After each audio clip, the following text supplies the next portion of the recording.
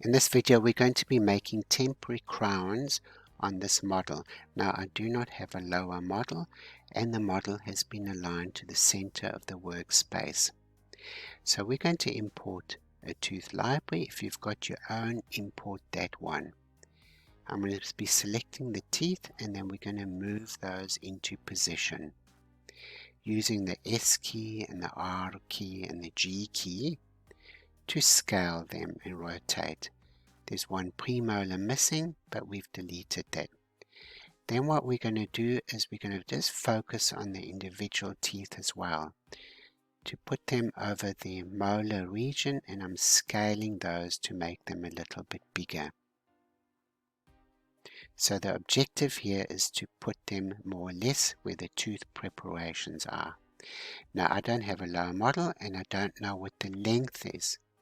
So what I'm going to do in the WaxUp, I'm going to go to the ratio tool. This will give me a 78% proportion of these teeth where they sort of should be aesthetically. And I'm moving those up into position. So again, this is a little bit of a guesswork, but we're trying to get the best aesthetic appearance if we can. Then what I'm going to do is I'm just going to shuffle a few of these teeth around. I'm going to move this one up a bit to go with the curve.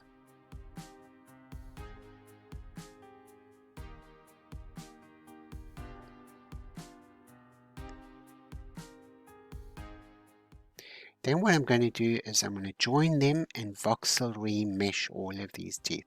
At 0.2, I'll get a nice contact fusion between all of the teeth. I do lose a little bit of my surface topography because of this remeshing procedure. But as that's just temporary, we can cope with that. So I've put these into wireframe mode, and then we're going to shift the mesh towards the margin. Now making these temporaries is not margin specific, and we are not thinking about the undercuts of the model, and this is why a little bit of adjustments after they've been printed may be necessary.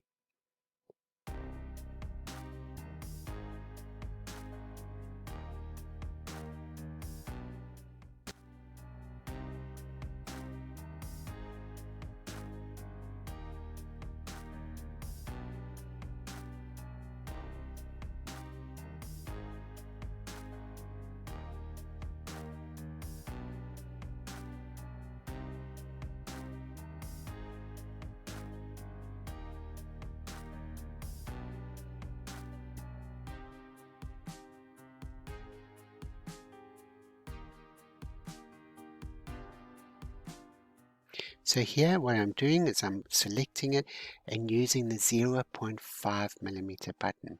If you push that twice, you can get 1 millimeter pull up in an upwards or downwards direction.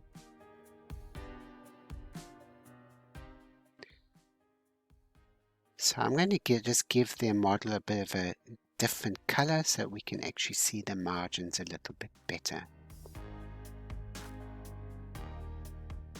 Then I'm going to select the object to map to. This will give me a good indication of where the thin spots are. So the blue, where the blue finishes, it's 1 millimeter thick. Anything below that will be less than 1 millimeter thick. So this being temporary, so I want to make sure that they're at least 0.5 millimeters thick. Here we can see a lot of thin areas. So by clicking the sculpt, we can then inflate the mesh, and I'm toggling in and out of this heat map.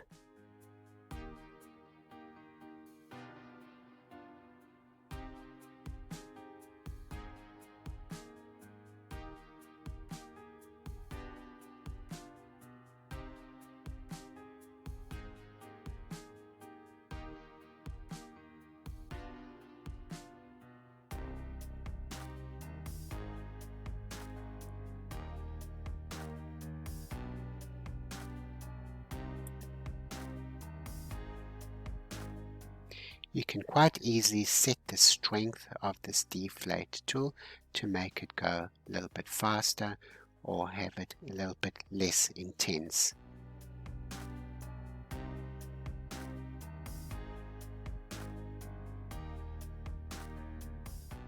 So we can sculpt in wireframe mode as well, which will help us to decide where the mesh should go to.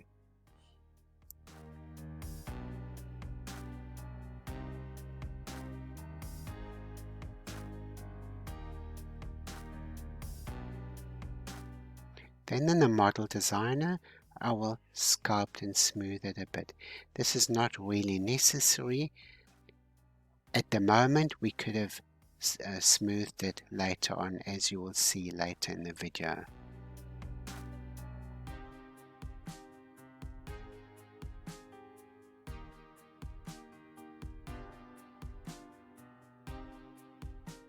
We're going to carry on and go to the block-out module and create an offset model we can use to cut the inside. Name that upper and then create an offset model. So in the cross-section mode, we can actually see that it is offset by 0.2 millimeters. So we want to make a model out of this thin slither of a model. And therefore we're going to give it a little bit more space, 0.3 or even a little bit more. If it is less than 0.2 and we're voxel remeshing at 0.2, it's not going to work. So the thickness should always be more than the voxel remesh. So we're going to, this is a 0.3 voxel remesh, we're going to leave that at 0.2 and we're going to offset this model, and this becomes our cutting fitting model. So this is the model we're going to be using to cut the inside. Go to the WaxUp module at the bottom and then select the object being cut and the object making the cut and apply that. And then we can delete this cutting object. Note that it looks like this. This is because the offset model was only a thin shell. Simply clean the mesh in the model designer.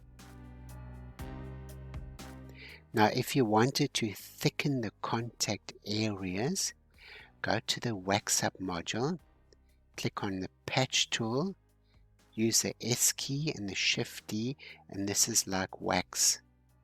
You can make these contacts thicker, but be careful not to go too large because it'll go into the fitting surface of your bridge.